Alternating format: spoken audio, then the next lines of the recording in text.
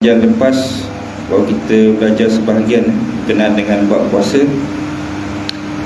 Kalau tak silap, yang lepas kita telah pun membicarakan berkenaan dengan syarat wajib puasa dan juga rukun puasa satu saja, iaitu niat. Rukun puasa ada dua. Pertama niat, dan kedua adalah menahan diri daripada perkara-perkara yang membatalkan puasa. Jadi insyaAllah pada malam ini kita selesaikanlah rukun puasa yang kedua, iaitu menahan diri daripada perkara-perkara yang membatalkan puasa. Baik, apa dia perkara-perkara yang membatalkan puasa ni? Kita boleh bagikan juga kepada dua jenis. Yang pertama masuk, yang kedua keluar. Jadi jangan ingat batal puasa sebab makan je. Banyak lagi benda yang boleh membatalkan puasa. Yang pertama, kalau kata masuk ni apa? Masuk ni maknanya makan lah, masuk dalam mulut.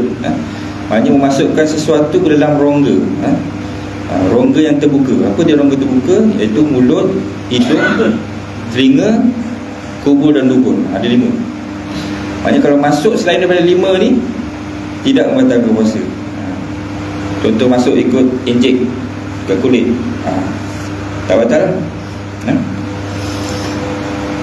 Antaranya masuk adalah masuk makan lah, makan. Kemudian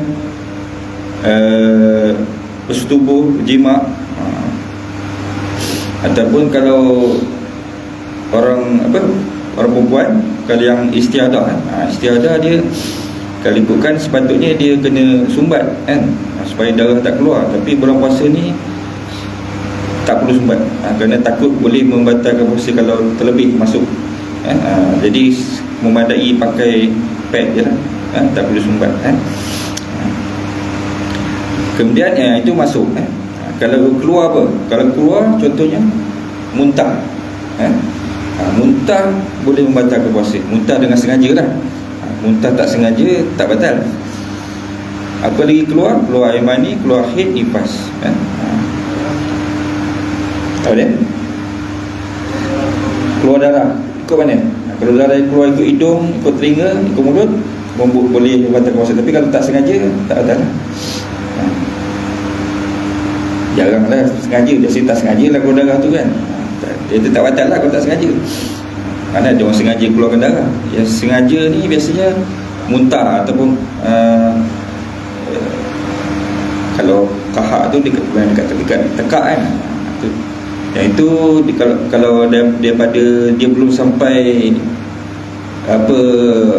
halkum ni, dekat makhraj kha. Makhraj kha, kalau makan tadi memasukkan sesuatu tu, walaupun sebiji nasi, jangan sampai dia lepas halkum ni, ataupun makhraj kha ni. Kalau boleh sempat keluar ludah kan, keluarkan. Tapi kalau macam keluarkan kahak tadi, dia kalau dah keluar jangan telan kan. Kalau dah terkeluar dekat mulut kan, jangan telan. Kalau telan batal lah puasa. Okey, masuk sudah, keluar sudah.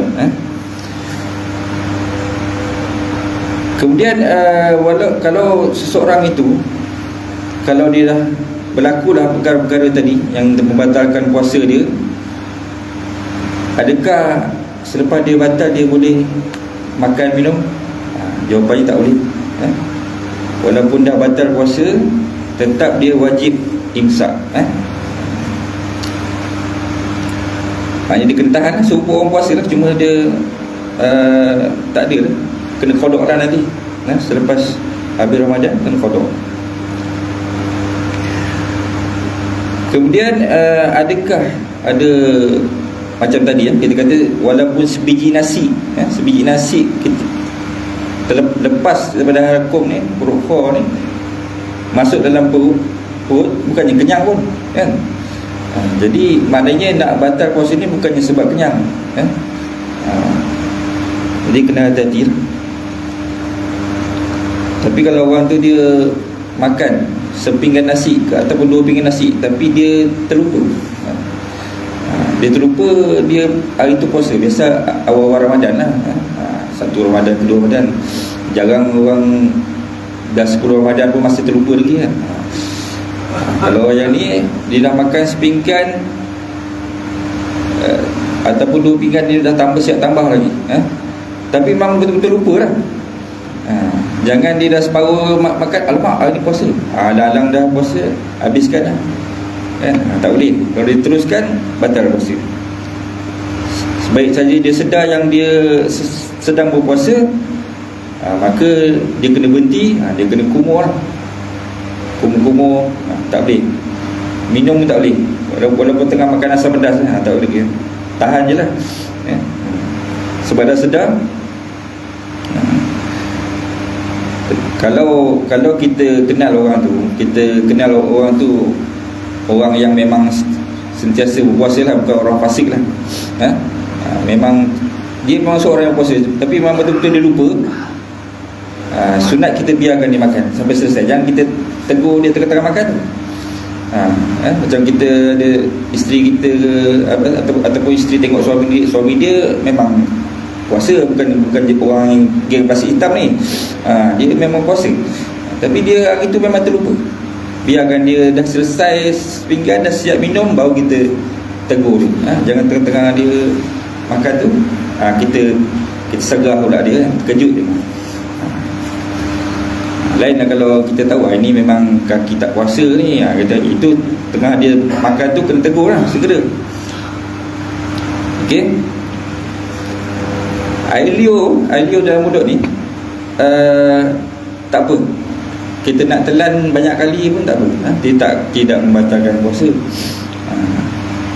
kecuali air liur yang dah terkeluar. Mentang kata air liur, telan air liur tak batal puasa, dia kumpulkan air liur penuh secawan, dia telan, tu batal lah, kan?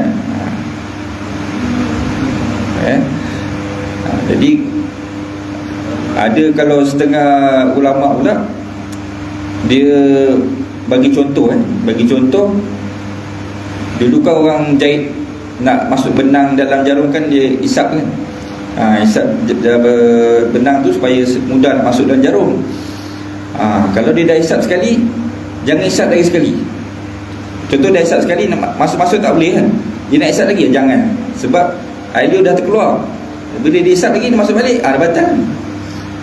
Dia masuk balik, dia telan pula, batal.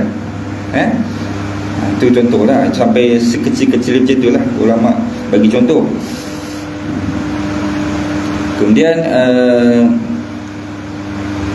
gosok gigi kalau boleh sebelum subuh lah, sebelum subuh dah selesai. Sebab itu ada waktu misak kan, waktu misak tu sebelum 10 minit tu, waktu tu lah nak gosok gigi je. Sebab apa kan, walaupun kalau gosok gigi tu tak batal puasa, dia makruh saja kan. Cuma kita risau juga kalau gosok gigi tak pakai ubat gigi, tak apa, macam bersugi kan, itu tak apa lah. Kalau pakai ubat gigi ni, kadang buih-buih tu ada tertinggal dalam mulut, walaupun dah kumur-kumur, masih ada lagi tertinggal buih-buih. Jadi yang itu kita risau, takut boleh membatalkan puasa lah. Walaupun bersugi tu disunatkan, cuma lepas zuhur dah makruh juga kan.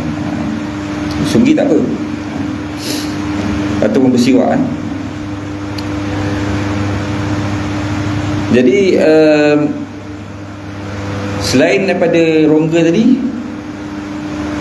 kalau masuk ikut mana, ikut perut ke, ikut belakang ke, kan ada orang apa, injek kat belakang ni apa, insulin ke, itu tak ada lah. Sebab dia bukan masuk ikut rongga. Ataupun dia memang ada penyakit muntah, dia kejap-kejap muntah, so tak boleh, itu tak boleh buat apa lah, bukan dia sengaja kan.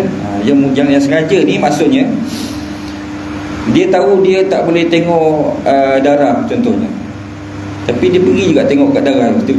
Jadi menyebabkan dia, bila dia tengok darah tu, menyebabkan dia muntah, mana dia sengaja lah, itu batal lah. Kemudian apa dia? Bekam. Bekam di pasal dia bukan keluar ikut mulut, ikut rongga, tapi hukumnya makruh. Walaupun banyak, tapi dia tak batal puasa pasal dia tak keluar ikut rongga, cuma hukumnya makruh. Sebab bekam dia tak keluar ke mulut, tak keluar ke telinga, tak keluar ke hidung, jadi pasal dia bukan rongga, masih tak batal, cuma makruh hukum dia. Buatlah bulan malam ke.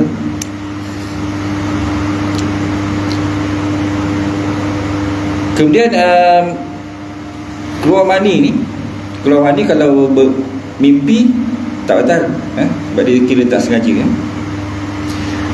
Keluar mani ni mesti ada sentuhan. Kalau dia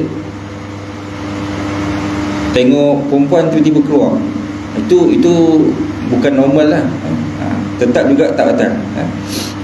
Sebab biasanya kalau tengok perempuan tak keluar, tak bulan puasa pula tengok perempuan keluar kan. Jadi kalau yang tak ada sentuhan, dia tidak membatalkan. Kalau keluar mani kerana sentuhan, baru batal puasa. Jadi hati-hatilah kalau pasangan suami isteri yang baru kahwin. Sekarang ni dah banyak juga orang kahwin bulan Syaban kan. Macam mana kan? Dulu kalau dulu orang akan tahan, tunggulah Syawal baru nak nikah, kahwin kan, kena kahwin. Jadi itulah dugaan lah. Maknanya kalau bersetubuh, dia membatalkan puasa dia dengan bersetubuh, berat. Kena kafarah 60 hari berturut-turut puasa. Tapi yang kena lelaki je, perempuan tak kena. Walaupun perempuan tu goda dia,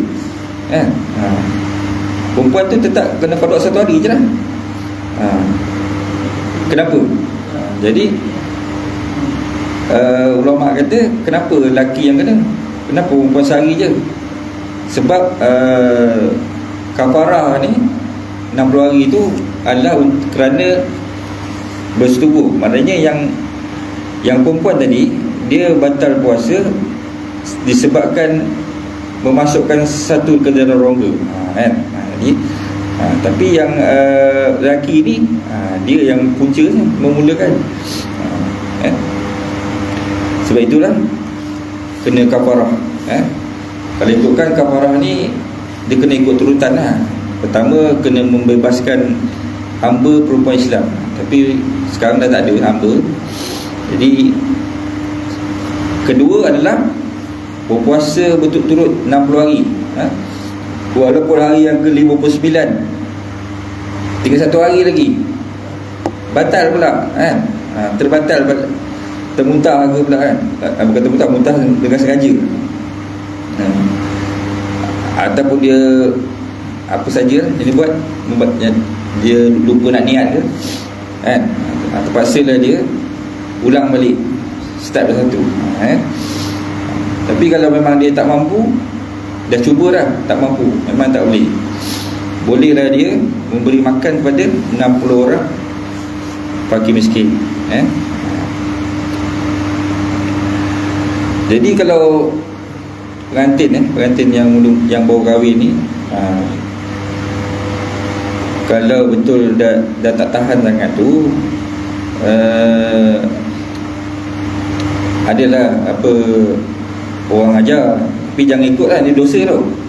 Ni bukan nak ajar, tapi dia sebelum dia berjima tu dia minum air dulu, tapi hukumnya berdosa. Kalau macam tu tak kena kafarah lah, pasal dia membatalkan puasanya dengan minum, bukan membatalkan puasa dengan berjima. Tapi jangan ajar orang tu tetap berdosa. Sengaja membatalkan puasa itu berdosa. Sama macam kita sengaja membatalkan sembahyang fardu.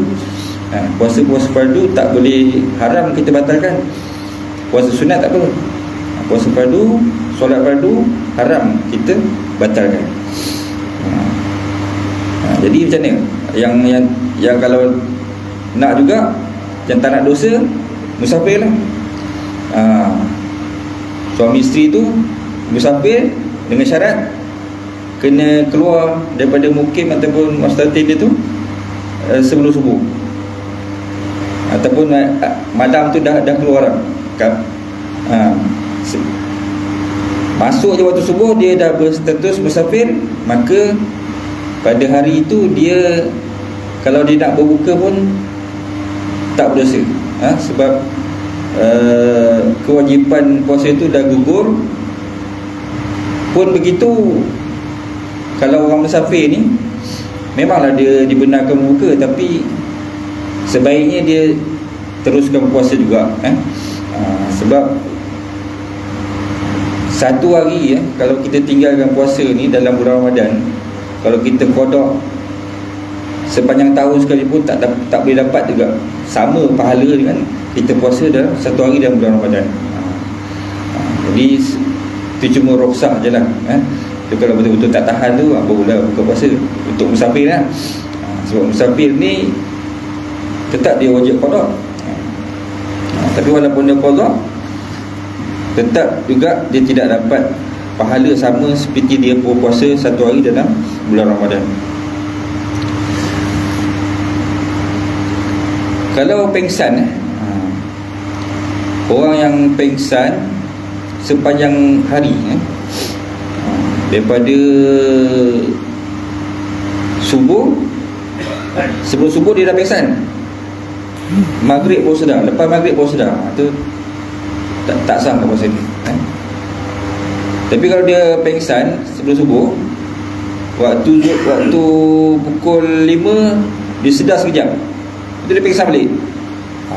Baru walaupun sekejap dia sedar, puasa dia sah pada hari itu, tak perlu qada.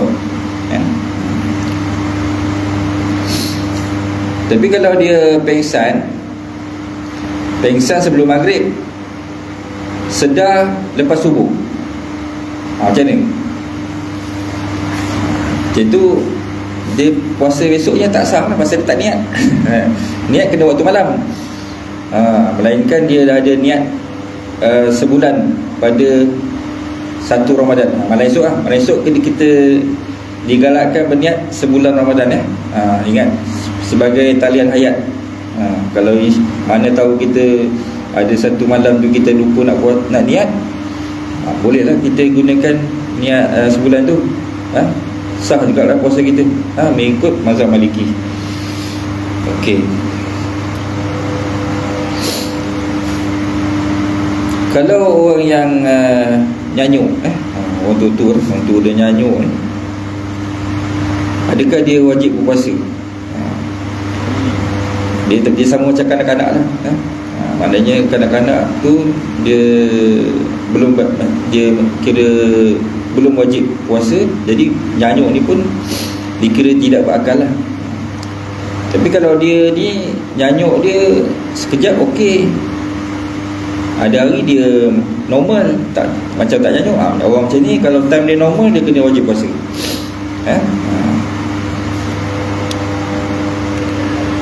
Kalau orang yang terlalu tua, orang yang dah terlalu tua, ataupun dia sakit, dia ada penyakit ni yang tak ada harapan sembuh. Jadi orang macam ni, dua jenis golongan ni, dia tak wajib puasa, tapi dia wajib bayar fidyah. Sebab kalau dia nak qada pun memang tak boleh.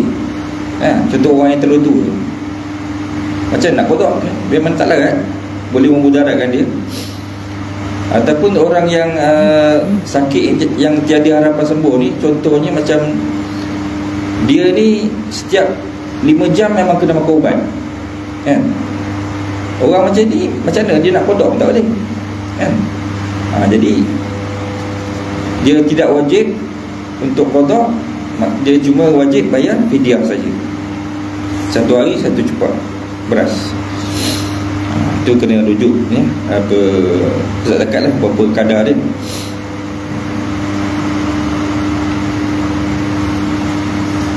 Andai kata orang yang sakit tadi, yang sakit yang tak ada harapan sembuh ni, sampai satu masa dia dah sembuh, dia mungkin dia sakit selama 5 tahun ni, dia sakit memang tak boleh qada. Lepas 5 tahun dia dah sihat, adakah wajib dia qada yang 5 tahun tadi? Tak wajib juga. Sebab ketika dia sakit tu, kewajipan tu dah gugur. Jadi tak perlu dia qada.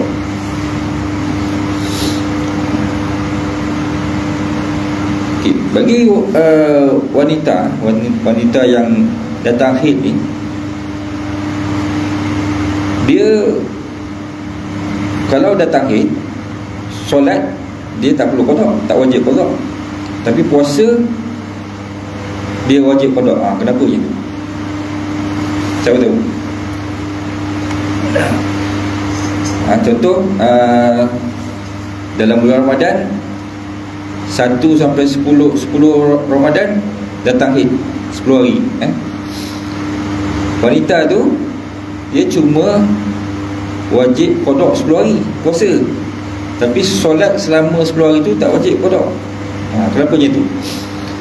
Sebab syarat, kita dah bincang sebelum ni, syarat wajib puasa tu ialah Islam, baligh, berakal, berkemampuan untuk puasa, kan?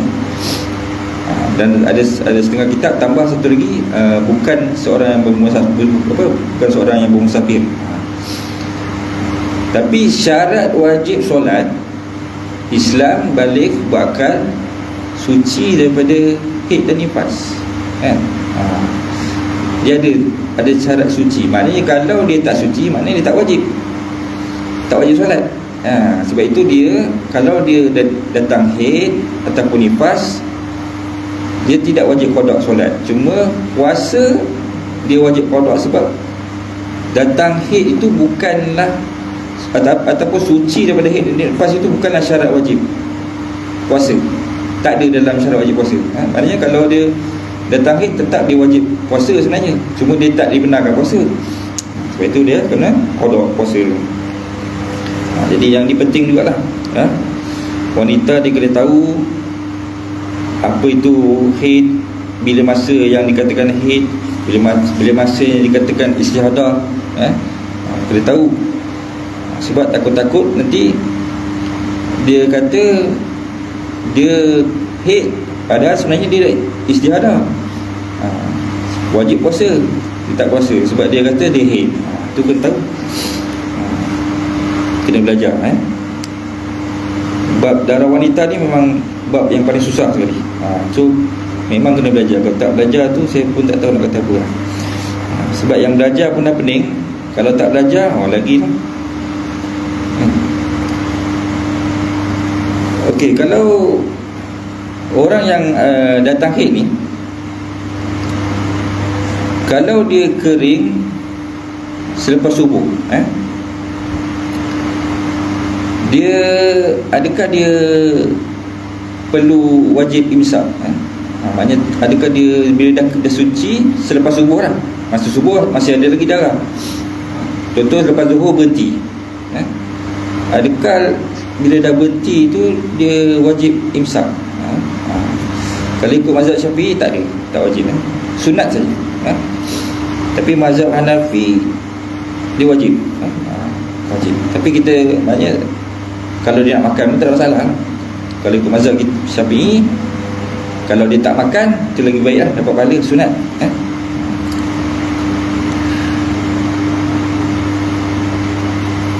Kemudian kalau seorang yang mandi wajib, macam tadi dia dah bersih, dia dah, tapi itu dia tak kira tak puasa hari itu. Contoh orang lelaki, orang lelaki ataupun dia malam tu dia bersetubuh, jadi sampai masa subuh dia belum lagi mandi wajib, lepas subuh baru nak mandi wajib. Adakah sah puasa dia pada hari itu? Jawapannya sah. Maknanya bukanlah syarat sah puasa itu perlu mandi wajib sebelum subuh, bukan. Hanya yang penting dia tidak melakukan selepas subuh itu perkara-perkara yang batalkan puasa. Jadi kalau contoh dia berjima tadi sebelum subuh, dia tiba-tiba dengar azan subuh, dia kena berhenti. Walaupun dia kata sikit lagi tak ada, kena berhenti. Kalau dia teruskan, batal puasa, tak sah puasa pada hari itu. Jadi kalau dia tak sempat nak mandi wajib sebelum subuh, tak ada masalah. Dia boleh mandi selepas subuh, tak kira lah nak Zuhur pun nak mandi pun tak ada masalah. Cuma dia kena berhati-hati lah. So jangan dia menyelam pula. Menyelam, masuk air dan telinga, masuk air dan hidung, dah batal lah. Cuma kalau mandi wajib ni, kalau termasuk sikit-sikit dimaafkan.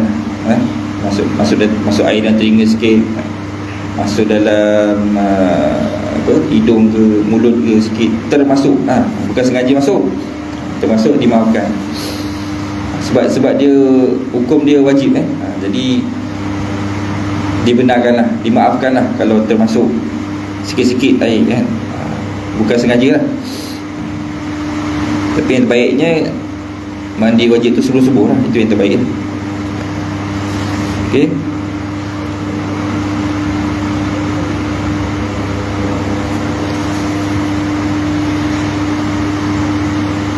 Jadi kalau itu kalau mandi wajib, kalau dia saja mandi, tu bahaya lah. Contoh dia bukan nak mandi wajib, tapi dia pergi kolam renang saja, nak menyelam sampai masuk air, itu batal lah.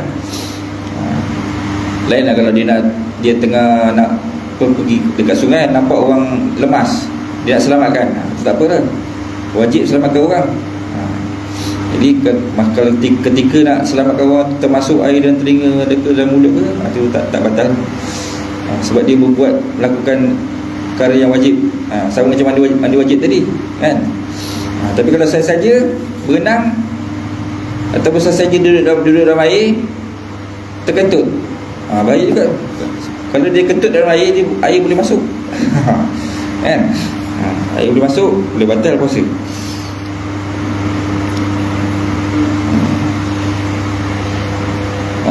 Sama juga kalau buang air besar yang keras, tu pun bahaya. Pastikan dia keluar habis, jangan separuh jalan. Kalau separuh jalan orang bagi salam, dia masuk balik, habis, batal. Okey, tadi kita kata kalau orang yang terlalu tua ataupun orang yang sakit tiada harapan sembuh, kalau dia meninggalkan puasa, dia tidak wajib qada, dia cuma wajib bayar fidyah. Ada satu lagi jenis keadaan yang mana biasanya berlaku kepada wanita yang mengandung lah. Wanita yang mengandung, kalau dia berbuka puasa sebab dia risaukan kandungan anak dia, ataupun dia risau kalau dia puasa ni kan susu tak ada, dia banyak anak dia tak menyusu, dia tak kisahlah dia mengandung ataupun dah ada baby ke, maknanya dia berbuka itu disebabkan orang lain, bukan sebab diri dia, bukan sebab risaukan diri dia, tapi risaukan anak dia. Jadi kalau orang macam ni, qada, memang kena wajib qada. Dia tambah pula dia kena wajib juga bayar fidyah. Maknanya qada dan fidyah. Kenapa? Sebab dia berbuka puasa kerana orang lain, bukan kerana diri dia. Kerana anak dia, contoh dia risaukan anak dia tadi,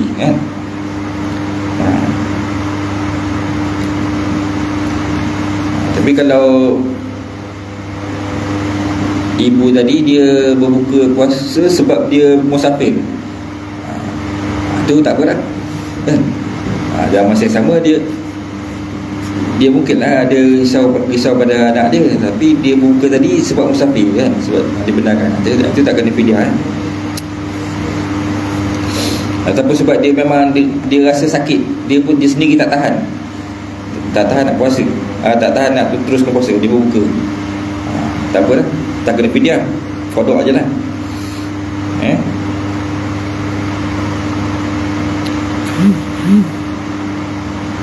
Kalau biasa berpuasa ni orang apa? Gastrik. Biasa je berpuasa mesti ada orang sakit gastrik kan. Ini kalau yang betul-betul gastrik ni,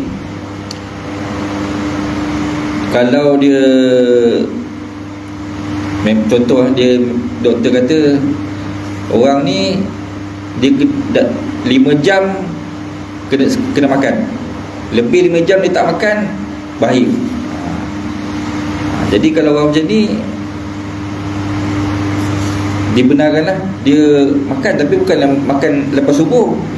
Tunggulah betul-betul dia rasa macam dah lain macam baru dia makan. Kalau awal-awal dia dah makan, dia tahu dia ada gastrik, awal-awal pagi dia dah makan nasi goreng, tak boleh, dia kena tunggu betul-betul dia dah tak macam masa dah lain macam baru dia makan. Kalau dia makan awal-awal tadi, kena berdosa kan. Dah azan dulu kan? Azan dulu terus okey, sikit lagi. Jadi kalau puasa ni kena jaga, kena jaga